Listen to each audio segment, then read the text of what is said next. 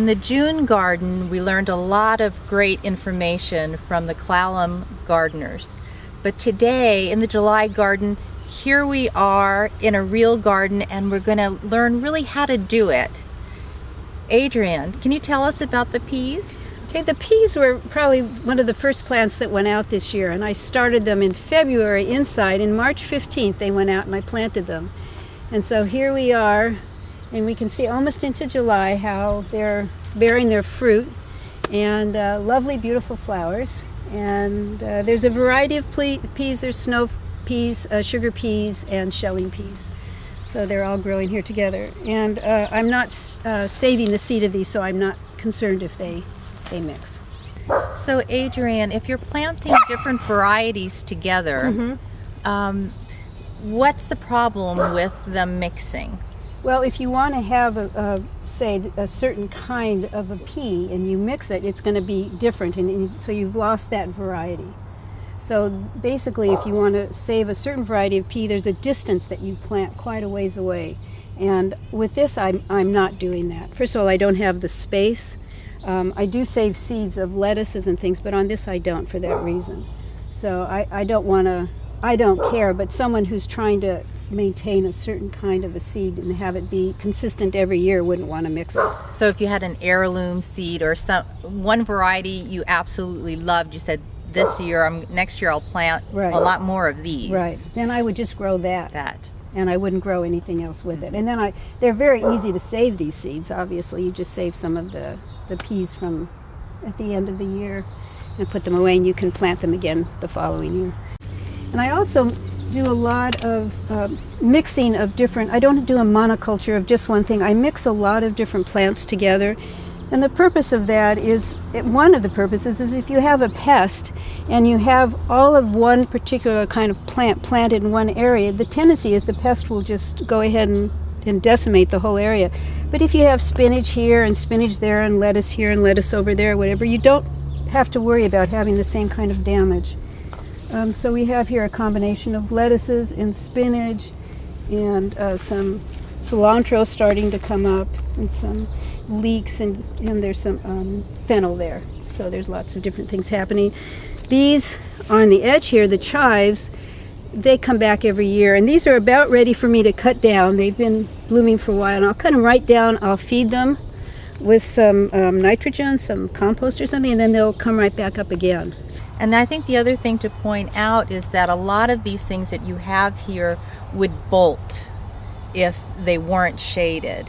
Right. And you'd be really disappointed. So it's a great way to extend your season of spinach and lettuces and a lot of the herbs. Yes, it definitely does that. And you can see how much space I'm using.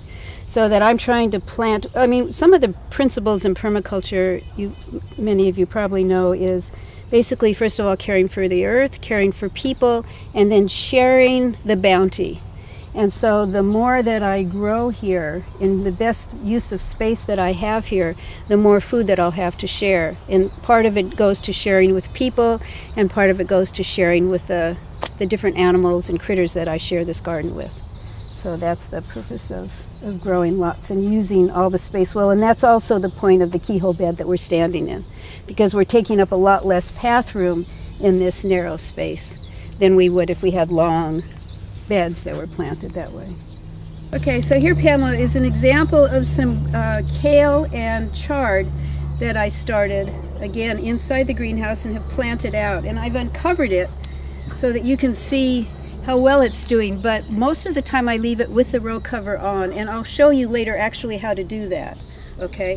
So that I'm protecting it from a couple of things. One is the cabbage butterfly, which lays they lay larvae, and the little green worms hatch and eat the plant. So I'm protecting against that and also against fly maggot. So and these are ready to go. These we're eating off of right now. So there's some cabbages here. There's the kale and the collards back here. This has just been planted with some burdock root. This is kind of an interesting thing. Our strawberries are in tiers, and I don't know if you can see, but there's 3 layers. And supposedly the best way of, in terms of the abundance of harvest, is in 3 years. So this is brand new this year, this top row. And then the runners will come down. This will be their second year, and that will be their third year. And in that third year, basically we've pulled up these, I'm not sure if I'm making this clear, and started again. So this is the first year now of this. This is the second year of these. You see the rocks? Yes. And then this here is the third year. So these this year will come up. And then we'll start again there. So it's a matter of rotating so that you have lots of strawberries throughout. So if you notice, Pamela, there's a lot of leaves here, and I've put these here intentionally as a mulch. So what this will do is keep the moisture in. It will help with water conservation. But the other things are, leaves are very high in nutrients. So as these decompose, they will actually be feeding the soil. And when I showed you this bed back here, that one's being mulched with grass clippings. So as we walk around, you'll notice that there's mulch on every bed, and they're different because it just depends on the materials that we have in hand. But I particularly like the leaves because they're so high in nutrients. And we basically in the fall, we go collecting leaves every place we can find them, and we store them in bags and then use them. Also, we use them in our compost. And we're about to put a shade cloth on this. It's really more of a netting, because one of the things is coexisting with the wildlife here and still allowing us to have our food. And we were eyeing this big red strawberry yesterday, and it just had a little bit of green on one side, and we thought we'd leave it for today. And when we went out and looked today, it was gone. So I'm very happy that somebody enjoyed it, but there's lots more coming up, and I think that we'd like to have some of those on our table. So what we will do is we'll put on a little screen here. And we make sure that when we do, it's very, very important that when we do that we lay it down in such a way that birds can't get out and underneath it, because they can get trapped in the netting, and then what can happen is that they can die, basically. So when we lay the netting down, we make sure that it's very secure all the way around the ground so the birds can't come up. So do you put rocks on Yeah, the I do a edges? lot of rocks. Okay.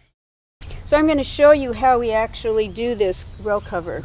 But what I wanted to point out are these are the next year. You saw the size of the kale in the chart. Yes. Well, this is the next part. So I do rotational cropping, which means that this one will be growing and ready to eat when that one's finished. And either that bed will have a green cover on it, which will be some kind of like a legume that will be feeding the soil, or I'll nourish it with compost and start something else over there, maybe some beets or something that I want to be growing.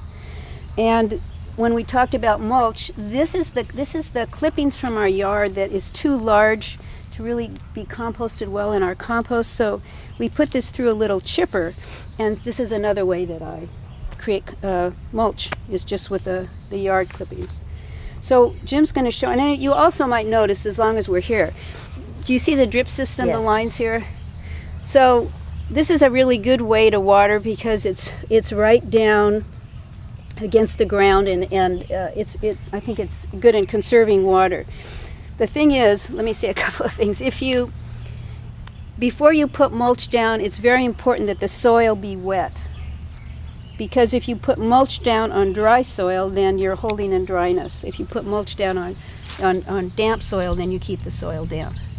So that, I just wanted to say that. But the drip system, I think, is a very good way in terms of watering, and it's actually very simple. And we can very easily lift these off if I plant other vegetables and just rearrange them. So Jim is going to show how we actually would put one of these row covers on in such a way that these will be protected. Rather than for me to try to use any kind of poison to get rid of the pests, I prefer to do something like this. I don't use any kind of pesticides or... So now he's hammering in rebar. He's hammering in rebar. Okay. This is half-inch rebar. And they don't need to be this long either. They just happen. That's what happens.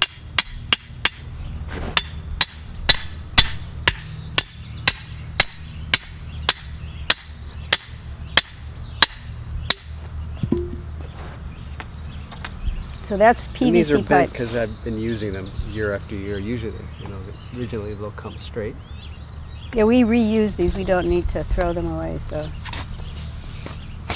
Do you soften them in the sun or a little bit, or are they just easy to bend? Yeah. These are kind of on the short end of what we usually use, but yeah, they're very flexible. So. I don't know if you noticed the other ones, because the greens were so tall, the PVC pipe was much taller. And what I had to do for my row cover in order for it to go all the way to the ground is I had to take two pieces and sew them together down the middle, and that made them plenty long so they could cover the whole bed.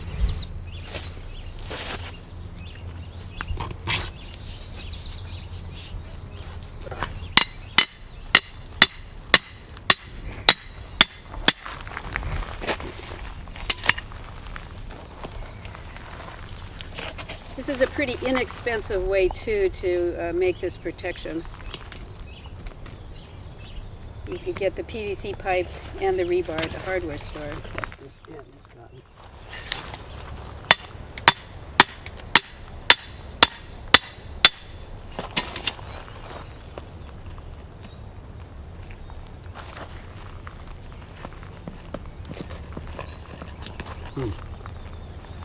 It's okay if it doesn't go all the way down. There you go. Okay. So then what we do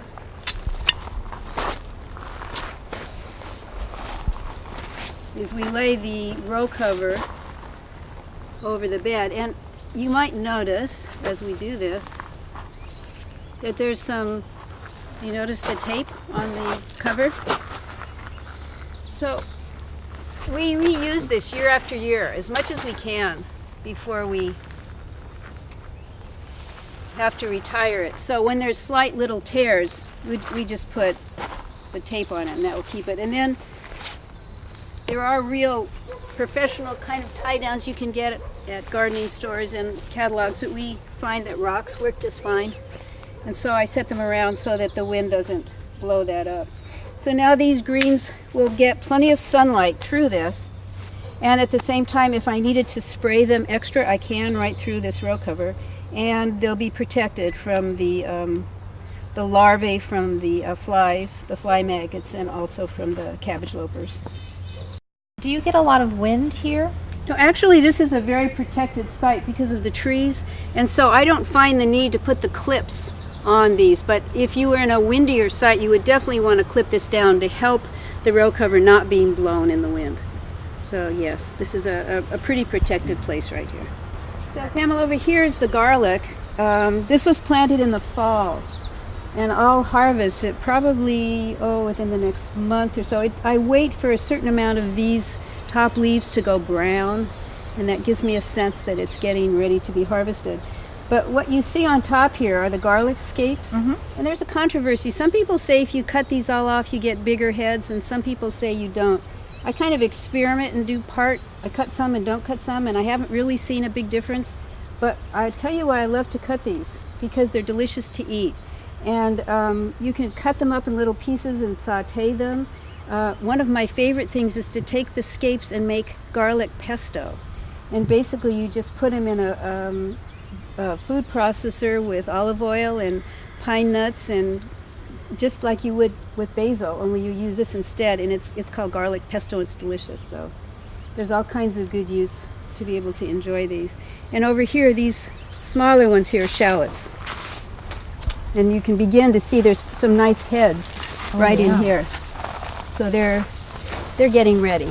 It's not going to be a long time before these guys will be harvested. As you notice, there's some flowers that I've planted around these berries. A couple of purposes. One is they'll attract the beneficials. We'll have certain birds or certain insects that will be here that will help the garden, but also because they're beautiful. And my goal here is to have a beautiful garden and a bountiful garden at the same time for everybody, not just me or not just people, but all critters that are here. So here, Pamela, are the berries, some of the berries, the white currants that you can see that are starting to ripen. Are they sweet? They're good when they're ripe, yes, they're delicious. On the other side of these berries here, we have the artichokes, and they've been delicious. I've had them for the last couple of nights for dinner, and they're really fine. And what happens is sometimes you'll see that they'll start to have babies, more or less. And so what I'll do sometimes is dig those up and move those around, so that I keep them here growing well. And on the ground we have another mulch. So this is straw. So this is another way to mulch. And in the winter time I'll mulch this quite thickly. So for the cold, to protect the artichokes. Cut them down, heavy mulch, and then they'll be fine through the winter. And where do you get the straw? I get it at Cenex. You can get it at, places like that. I'm not sure where else. But I would caution straw and not hay, because hay tends to have grass seeds in them, so you don't want to do that. So this seems to be trouble-free. This reminds me of Katie Gilmore's beds that she had that were shaped like this. Yes. And this is a permaculture idea. It's the keyhole bed. And as I said back there, one of the purposes is it takes a lot less path space, so you can have more planting. But there's some other things about this bed I wanted to point out. These are bush beans growing along the edge here. And then we have faba beans here, beautiful flowers on the faba beans. I have leeks growing down the middle, and again some flowers just for beauty. The reason the leeks are here in the middle, you can see that they're harder to reach. These are easy to get. Well, I'm only going to need the leeks when I'm ready to harvest them. So I don't mind bending over one time to get the leek. But if I had to get my green beans over there every time, it would be kind of irritating. So that I'm planting according to how much I'm going to be needing to access. On the other side here, we have squashes coming up, and these I'll be wanting to access. So therefore these are here too. And stay there for a second. I'm going to show you something kind of funny I did.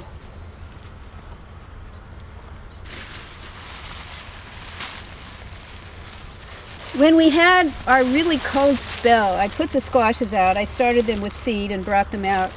They weren't very happy with the cold weather, so I figured I needed to warm them up, but I didn't have a cloche or any kind of any way of protecting them. So I knew that I had bubble wrap. And we're talking about reusing things, right, to be creative with that. So what I did basically, these little skewers, they were tiny at the time, I laid the bubble wrap over, did my famous rock hold down, and this gave them the heat that they needed so that they were able to survive during that very cold weather. What a great idea. So just showing you that you can use anything. And for me it's fun to be inventive and see how many things I can find to use in the garden. And these are mulched again with the grass clippings. So I wanted to show you an example here of what happens to a plant when it bolts or gets ready to bear seed. This is a chard here that is ready to be harvested and eaten. This one is finished, and what it's doing now is it's sending up. Do you see how it has this long narrow stalk? And then on the end here, it hasn't quite begun, but there will be flowers that are going to come right out of here. And what I'm going to do is I'm going to save the seeds as these dry, just as I will with the arugula. There's seeds inside here. I can show you. And these seeds won't be ready yet. Inside there'll be these little seeds. And when they're ready and dry, I'll put them away in an envelope and save them for next year. And I keep them in a cool place. And this arugula basically has come from seed that I've saved from before. So part of what I do is I leave different vegetables to go to seed. I collect the seed and save it, and then I can replant. If you are saving seeds after a few years, it's good to share with people so that you mix the seeds. So you're not just taking the same seed and then replanting in the same garden over and over again, but you share seeds with other people. So I'll get somebody else's chard, they'll give me some of theirs, we'll mix the seeds up. And basically you'll have a healthier plants when you do that. And just for the risk of you thinking me a pesto freak here, I want to tell you that I also use arugula for pesto, and it's delicious. So you can mix arugula with basil, or you can use straight arugula. And again, the same recipe, but just arugula instead of basil. So this will be next year's crop of arugula. While we're in this part of the garden, I had a couple of things I wanted to show you. First of all, this is comfrey. This is chosen to grow here itself. And I use it because what comfrey does is it has a very deep taproot. So it brings a lot of nutrients up from the soil into its leaves. And it grows quite large quite quickly. So I would say to you 2 weeks ago, I cut it down. And I took those leaves and I put them on some plants to nourish those plants. And you can see it's already growing up again. I'll do the same thing. I'll cut it down. I'll take the leaves and just put them around a plant, and the nutrients will be going into the soil. It's also great for compost. And the other thing you can do with comfrey is you can mix it with stinging nettle. Both of these grow naturally here in our environment. Put it in a bucket of water, leave it for 5 weeks, strain it out with some cheesecloth, and you have a great tea for your garden to add nutrients. So comfrey is a good friend. And what's special about this garden? Well, this is not my garden. This is a neighbor's garden. She lives in a place where it is not fenced, and so she has deer problems. So she asked if she could have a little pea patch in my garden. So this is my neighbor's garden, and this is her pea patch. And I think growing together, I mean, every time she comes, it's great fun to see her and talk to her. And I think more and more we're doing community gardens here. And I think it's a very, very exciting, community building, great thing to do. So wanted to show you that. And what's with the rock pile? Okay, this rock pile is here for the purpose of habitat. And what this will attract are snakes. And they can go under there for protection, hibernation. If it's cool, they can lay on the rocks for warmth. If it's hot, they can go under there for cool. Other frogs. It attracts all kinds of insects. So it's a place to allow, and having my snakes or my frogs right here in the garden, they can help themselves to all of the bugs and critters that might not be beneficial. And so they're doing their work and helping me at the same time. So a lot of people might be afraid of snakes, but most of the snakes that we have here are pretty harmless. I don't think we have any poisonous snakes here. And yeah, and they're not very large, and they're quite wonderful. When I see one, I'm very delighted, because I know that, first of all, I know that this is a place that's healthy for them, and second of all, I know they're helping me in the garden. So they'll eat rodents? Yes, they'll eat rodents. They will eat various and sundry kinds of insects. Slugs? Slugs for sure. Yes, yes. Can you walk us through how you planted your tomatoes? Yes, I'd be happy to. Okay, they started in seed, and I grew them in the greenhouse under lights and heat. When they were tall enough, I started hardening them out by bringing them outdoors, and I think we've talked about this in other garden shows. Okay, now it's time to plant them. And it was still rather cool, and one thing I did is I had plastic on this bed, and I had rocks to hold it down to warm the soil before I brought the tomatoes. So that was there for a week or so. When I brought the tomatoes out, I took off the bottom, about this much of the leaves on the bottom part of the tomato. And so I stripped it down. Okay, I dug a little trench, and I very carefully laid the tomato down, just laying it on its side, so that the part that I had taken the leaves off was in contact with the ground in the trench. And then I very gently put some of the soil on that and raised the tomato up. So the tomato was just about that far off the ground, and when I was planting it, it might have been that tall. The purpose for that is twofold. One is that you get a lot more little roots that will grow off of that stem. And also it's warmer at the top here of the soil, so it gives it a little bit more warmth, but allows to get a lot more root growth. And I've put these around, these little wall of waters, and this is the first year I'm doing this. It's kind of an experiment. There's water in here, and the theory is that the water will heat up during the day and allow the plants to stay warmer in the evening. And the thing with tomatoes in our climate is one of the biggest problems is our evenings are too cool for them. So this is an attempt to keep the evenings a little warmer for the tomatoes. And I have different colors, so I'm experimenting to see how do they do in the different colors, how do they do with the water, will this help them or not? And then I'll know something for next year. And if you notice, again, planted around, we have some campanula here. We have flowers growing that again will attract the hummingbirds, that will attract the bees. So there's always, around all of the plants, there are things that are saying to these beneficials, please come and visit us.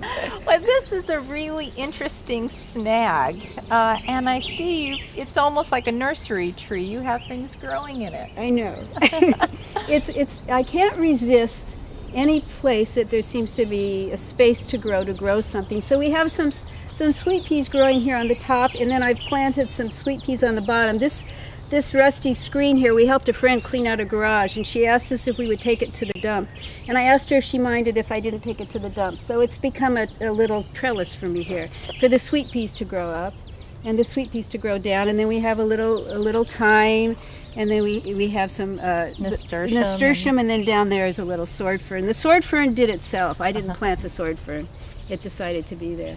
So it's just kind of having fun. I like to play in the garden, and this is one of the ways I play, just having fun. So here, Pamela, is another fun thing, just to show you that you can absolutely grow in anything. So there's a strawberry plant, and it's going to have fruit on it, and it's growing out of a little hole in a piece of a stump. So, and it's fun. It's decorative, makes people laugh. So it's gardening can be fun, you know. It can be fun. And the snag is also probably home to little insects, and you can see the holes, can't you? Yes. Yeah. So this is definitely that. And if you turn around, there's another snag here. Wow. The woodpeckers? This is originally home for pileated woodpeckers.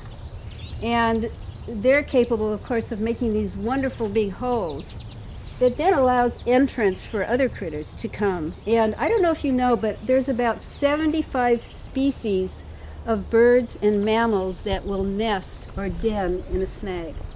So snags are really, really important for our wildlife. And if anyone is fortunate enough to have a snag, it's a really good idea to leave it as long as it's not threatening a home. And there are actually ways of creating your own snag with some old trees, and there are books that tell you how to do this. But this one was here by itself.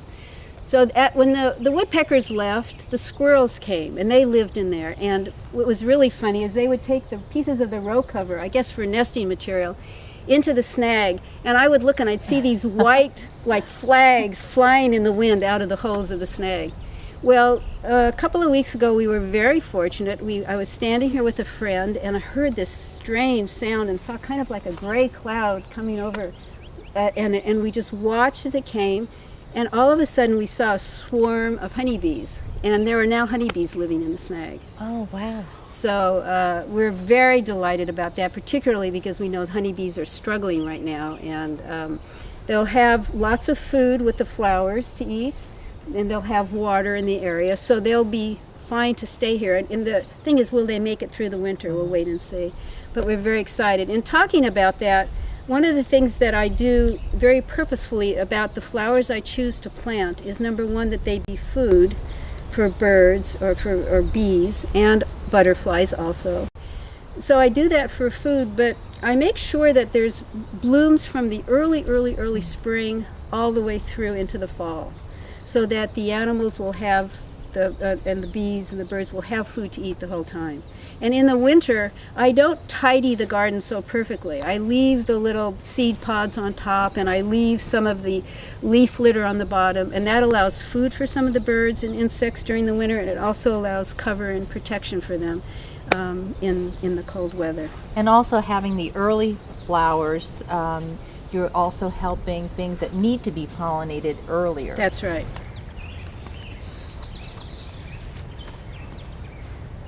Kiwi. Yes, these are hardy kiwis. These are a little smaller. I have a male and a female. So these were planted this year.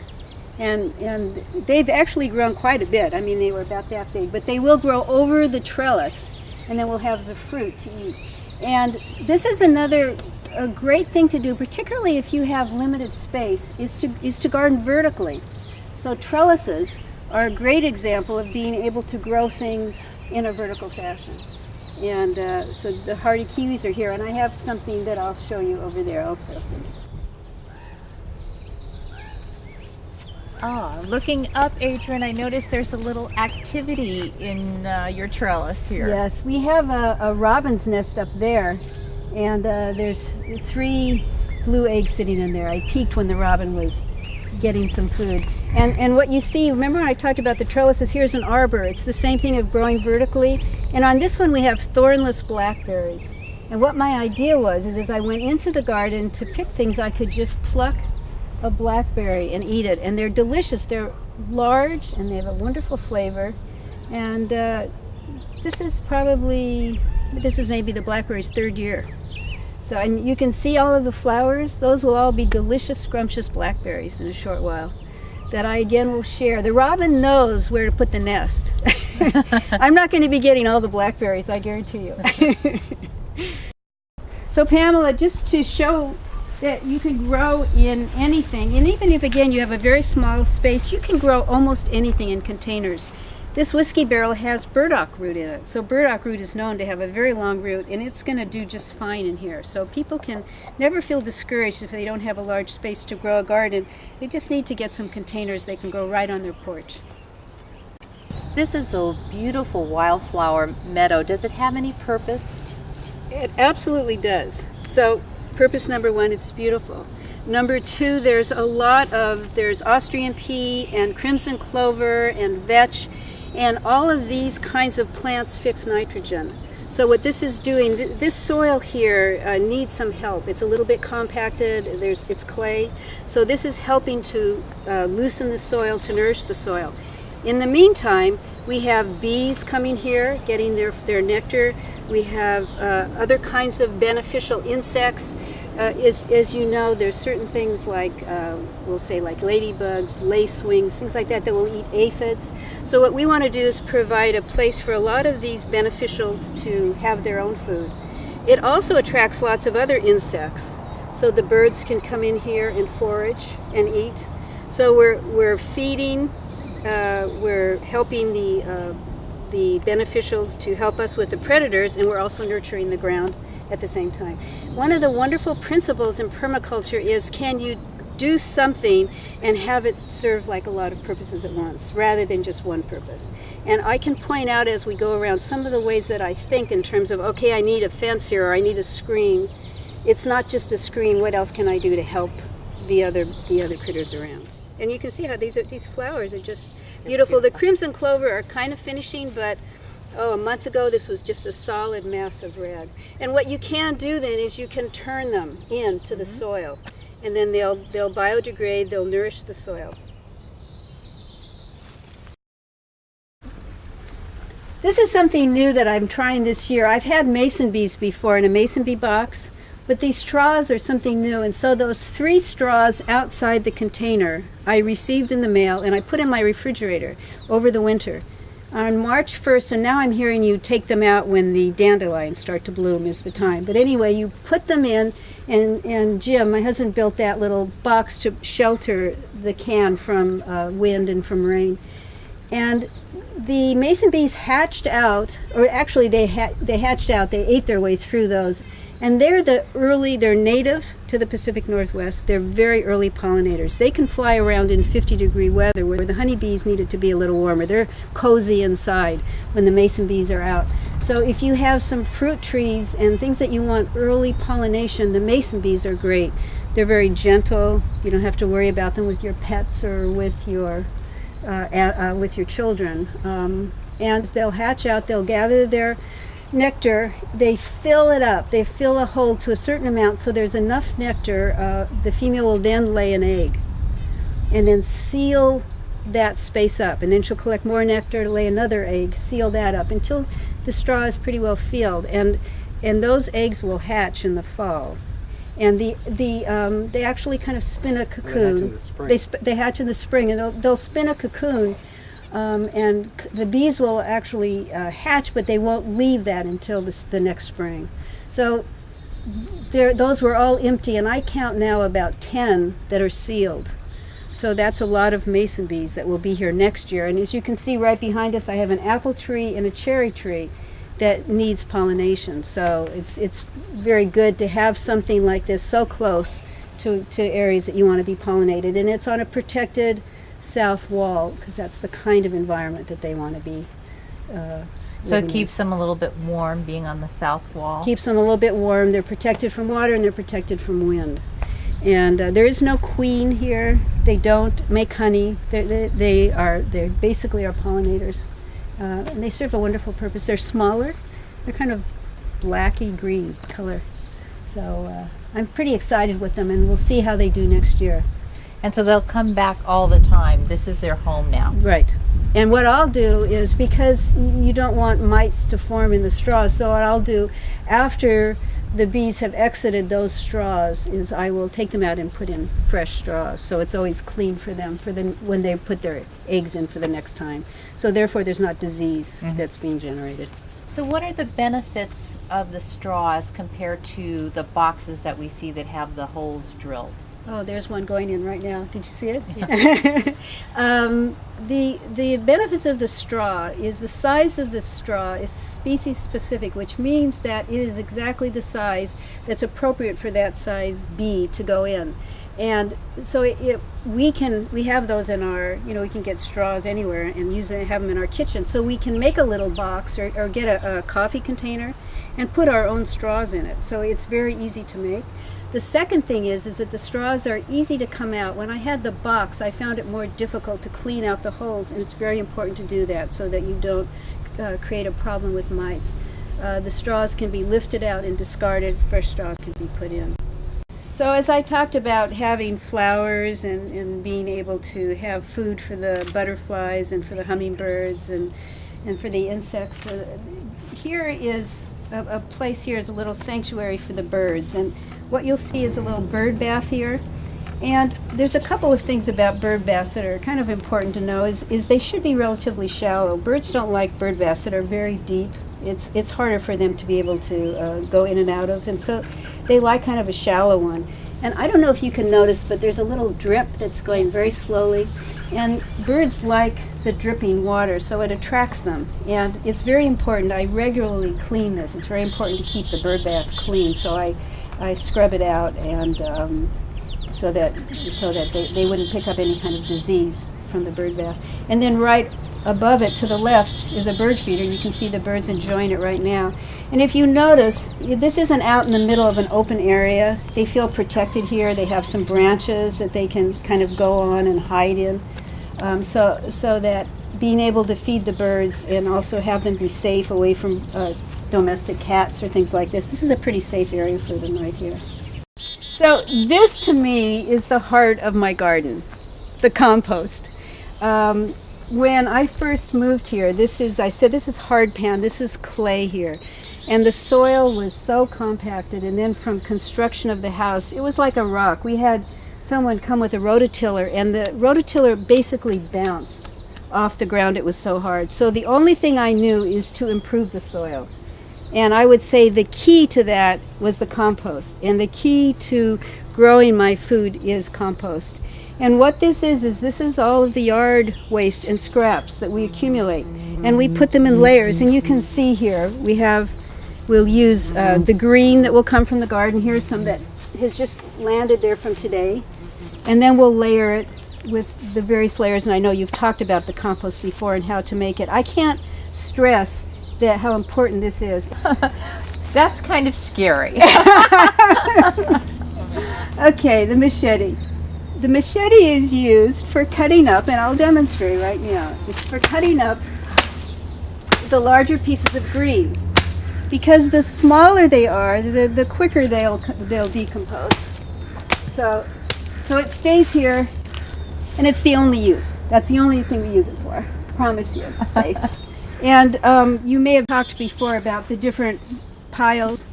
So this is the new pile. This is an old pile that's ready to be sifted, and then we'll be able to put this right on the garden.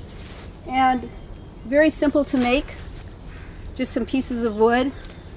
Just attach it with the screen. You can get all of this at the hardware store. And we lay this onto a wheelbarrow. Take the compost that's finished and just do this and sift it right into the wheelbarrow, and then we've got compost ready to put right into the garden. So that keeps all the bigger twigs and keeps things. the bigger twigs and the rocks and things that we don't necessarily want to put on the ground or on the beds. And this is hardware cloth. Yes. Yes. And there's a finer one that I have back here.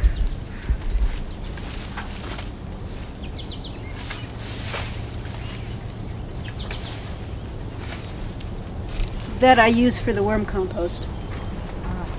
And when I get done with the worm compost, it's just like gold, and I know that. Again, people have heard about the worm compost. The one wonderful thing I do with worm compost when I plant my carrots is I put the seeds down, and carrots, it's, you want the ground to be very soft that they can come up, because if it's encrusted, because the seed is so small, it has trouble breaking through. So I just put a little bit of the worm compost right on top of the seed, and then just pack it down, and then the carrots grow right up through the compost. Great tip, thanks. I noticed that you don't have your table scraps out here. Right. In the way of coexisting with all of the wild critters that live out here, if I put the food scraps in here, I would be attracting a lot of rats and mice and raccoons. So I put all of the food scraps into a worm compost that is a box with a top on it. So therefore it doesn't allow access to those kind of critters. And I find the worm compost is just like, that's the gold. This is. And the other thing is, I don't have to transport all of this waste somewhere else. And as expensive as gas is getting, plus the fact that it's so much better for our environment to limit our driving, this really works well. Everything is right here. And what I'm doing basically is just recycling. So all of the nurturing and everything that the garden has given me, it goes back here, it decomposes, goes back into the garden. And the other thing that's in here that you'll notice are leaves again. I've talked about leaves when I used them before as mulch. The leaves again are so full of nutrients, so I use that oftentimes as one of my brown layers, as well as straw. And then also horse manure over here is something that goes onto the compost. It took about probably 5 years of basically adding to the soil to make it healthy enough that I could actually grow on it. So I can't stress the power of what compost can do.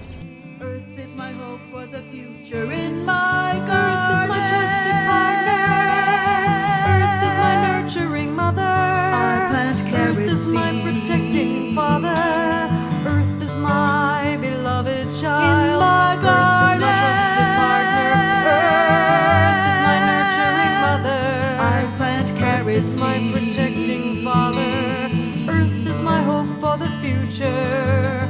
Earth is my trusted partner. Earth is my nurturing mother. Earth is my protecting father. Earth is my beloved child. Earth is my trusted partner. Earth is my nurturing mother. Earth is my protecting father. Earth is my hope for the future. Earth is my hope for the future.